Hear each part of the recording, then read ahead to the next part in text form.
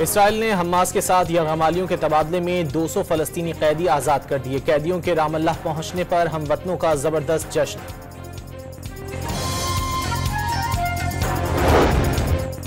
PTI के मुतालबात का मजाक उड़ाया गया। 28 जनवरी की नशिस्त में नहीं बैठेंगे। जनरल सेक्रेटरी सलमान अकरम राजा का दो टोक ऐलान।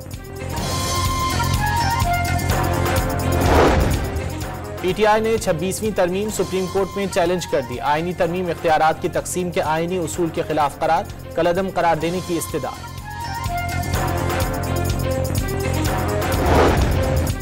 सिक्योरिटी फोर्सेस की जिला खैबर के इलाके बाग में खुफिया इत्तलात पर कार्रवाई। 4 खवारिज हलाक, मरने वालों में रिंग लीडर्स भी शामिल।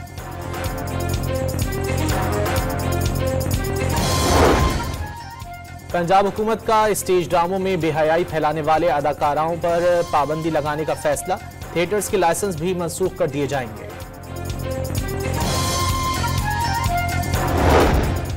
और दूसरे टेस्ट में वेस्टइंडीज के खिलाफ कौमी टीम पहली इनिंग्स में 154 रन पर ढेर।